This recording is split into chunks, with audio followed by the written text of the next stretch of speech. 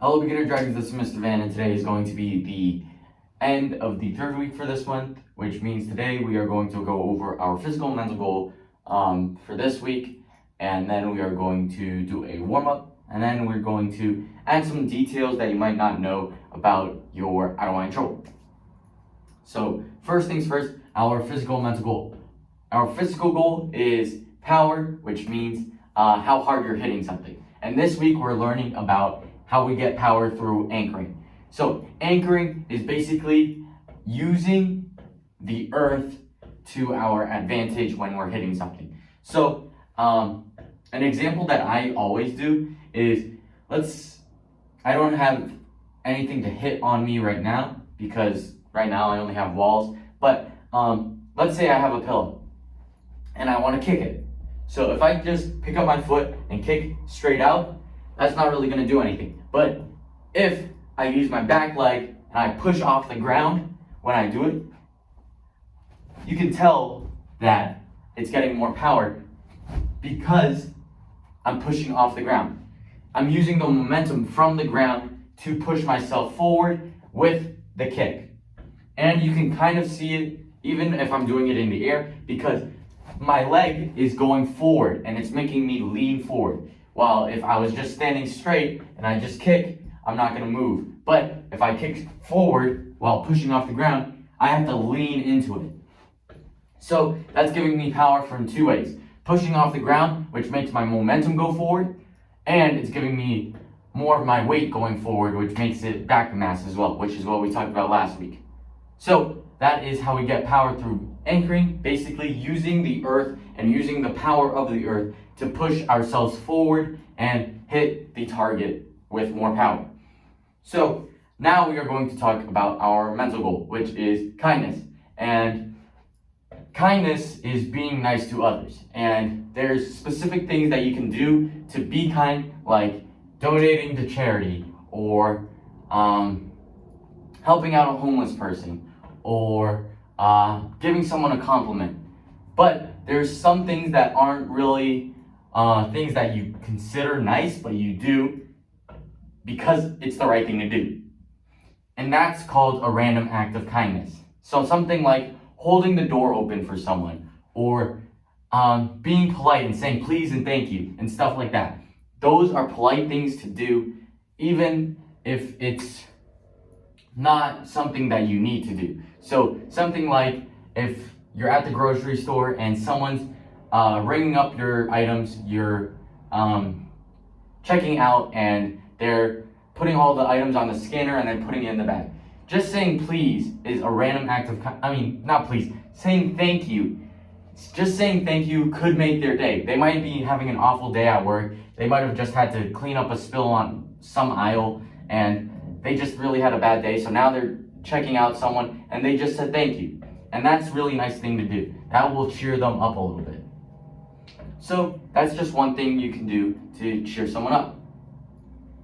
And there's a lot of things like holding the door open. And those are considered random acts of kindness. So now I want you to think about things that you don't normally do that are kind, that are polite, such as holding the door open for someone, saying please and thank you and you're welcome and stuff like that.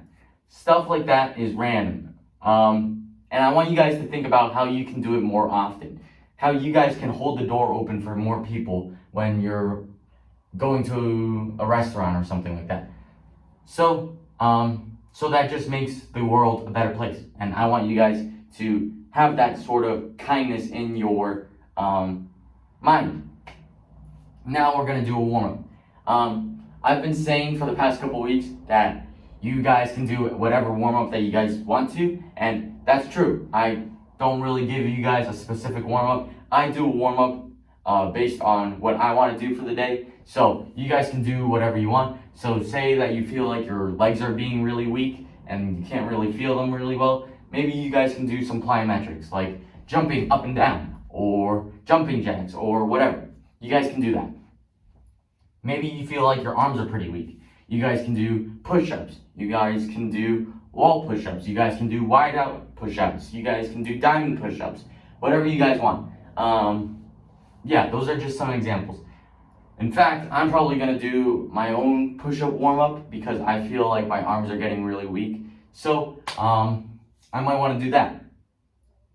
So, for my warm-up, you guys can copy this, or you guys can just pause the video and then do your own warm-up, like play basketball with your family, or do some sit-ups or crunches or whatever, and then fast forward to when I'm done explaining my warm-up and done doing the time lapse of my warm-up, and then you guys can just do your I don't want any trouble and practice that throughout the week so that you guys are ready for strength test next week.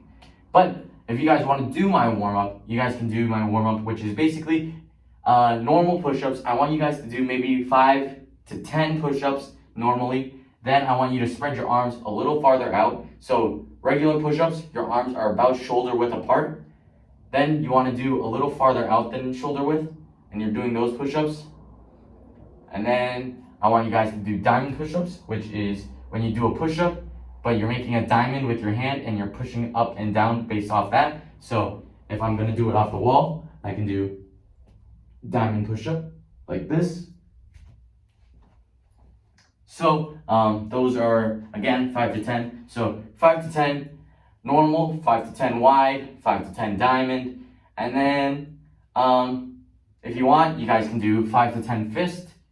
Or if you really want to challenge, you guys can do clap push-ups. So push up, clap, back down, clap, down, stuff like that. So the whole warm-up, 5 to 10 push-ups, 5 to 10 wides, 5 to 10 diamonds, 5 to 10 fists, 5 to 10 claps.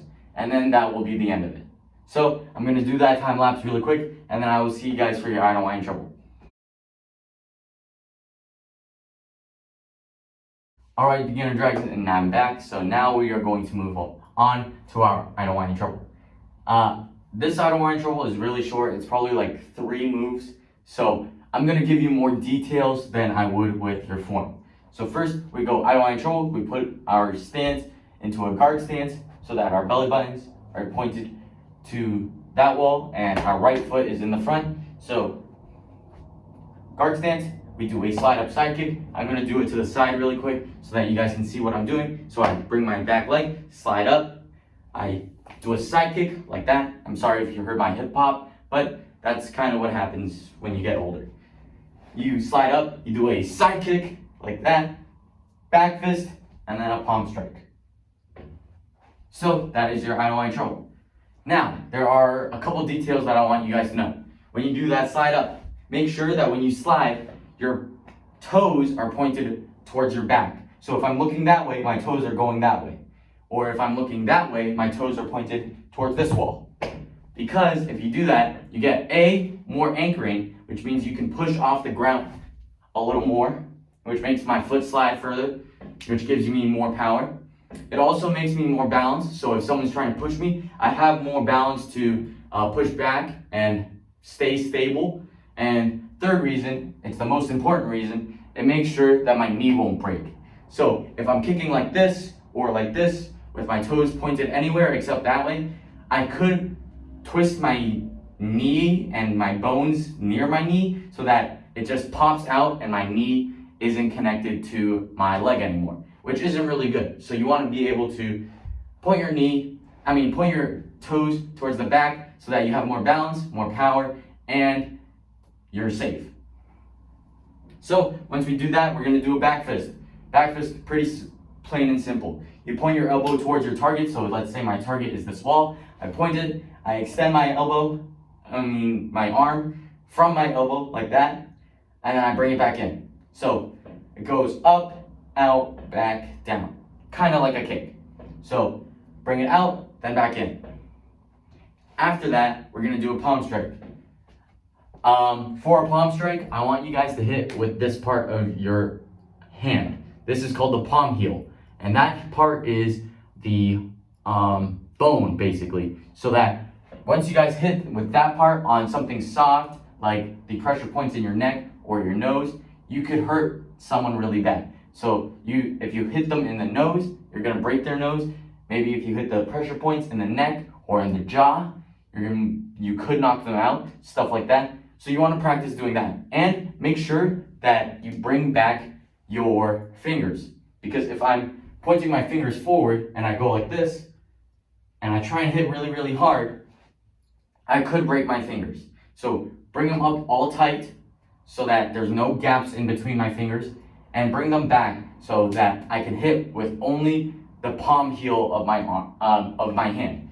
So if you guys want to practice that, you guys can have a pillow or something and just smack it with the palm heel of your hand, which will make a little slapping noise, like a thud, kind of. Same thing with the back fist. You guys can throw up a pillow or something and do a back fist when it's landing. Or if you guys want to practice that side kick, you can hold onto a wall so that you have balance, and you can focus on your toes pointed towards that wall, and then bring your knee up and kick out, then back in, then out, making sure that my hand is up, making sure that I'm focusing on all parts of the kick, whether that's the chamber, the extension, the reach chamber, bringing it down, my toes, my hands, whatever you want to focus on. You guys can just bounce off the wall and focus on that. Now, with that being said, I will see you guys next time. Bye.